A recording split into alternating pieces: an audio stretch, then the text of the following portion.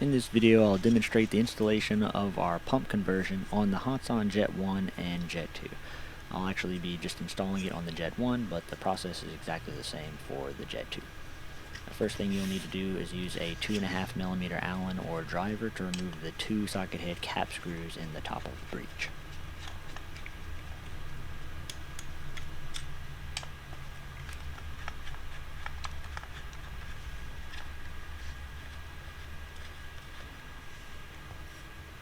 Once you've loosened those all the way, you can go ahead and remove the breech cover.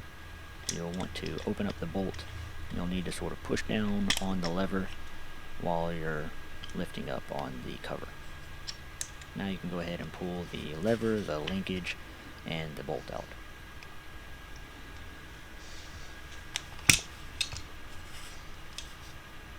So there is a small pin that links the linkage to the lever, and you'll need to punch that out. In the orientation I'm punching it out here, one side is knurled. That side goes into the top, so you have to punch it out from the bottom. Once you have that out, you can just go ahead and set that lever aside. Now you'll reuse that same pin to attach this new lever to the linkage in this orientation. You'll have it just in this orientation right here, and the knurled pin, the knurling will be in the top. You'll punch the smooth side in first. So insert the smooth side into the lever in this orientation. Then you can just use a small hammer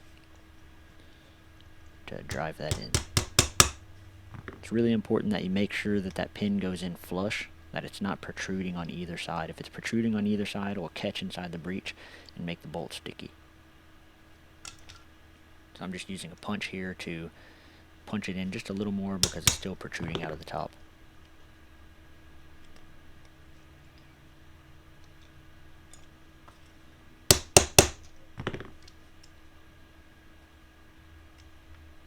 So now that it's nice and flush on both sides, we can go ahead and reposition that in the breech.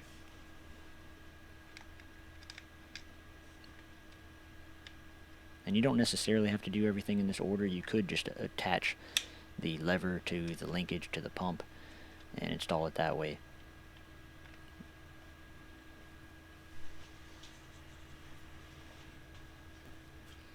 So once you go ahead and get that all back in position, you can go ahead and put the cover back onto the breech.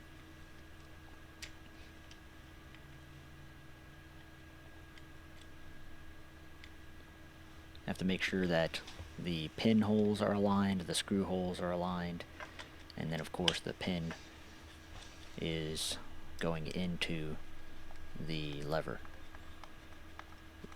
The lever pivots on a pin that's inside that breech cover. I forgot to show you that, but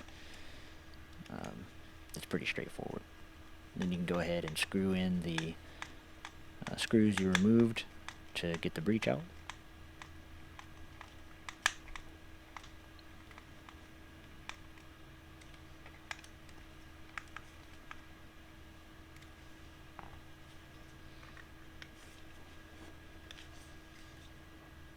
Go ahead and test the bolt and make sure that it's working properly. You can see it was a little sticky at first whenever I first installed it. I probably didn't have something lined up right here. And then, yeah, now it's working just fine.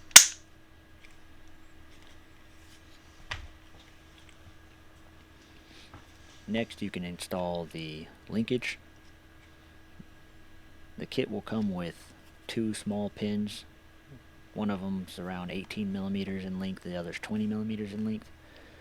For this part you'll use the 18mm long pin, and you can just start that out by hand and then hammer it in the rest of the way. You may want to just put it off the side of the table and get the lever over the top of the table while you hammer it in, but yeah, this one's kind of worn in, so I can just tap it in without a backer. Now you can slide the pump on in this orientation, and it falls into these little slots that are molded into this barrel shroud. You can use that longer pin to lock in the linkage to the pump. Make sure that that pin is all the way in. Now you're good to go. I highly recommend that you use this with a suppressor. Without a suppressor, you'll be tempted to put your hand in front of the muzzle, which would not be good, obviously. So yeah, you'll definitely want to put a suppressor on there to keep you from doing that.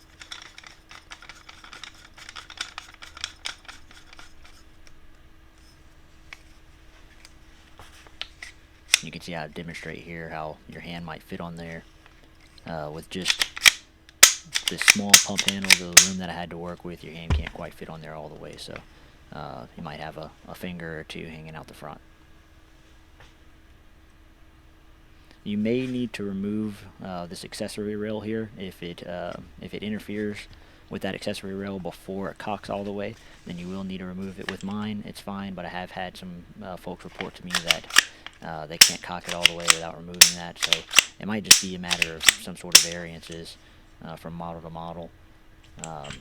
You know, so yeah, you'll definitely want to test that and make sure that you can cock it all the way. If you can't, you'll need to remove that accessory rail. If you want to hot swap your tube or cylinder, you'll still be able to do that on the Jet 1.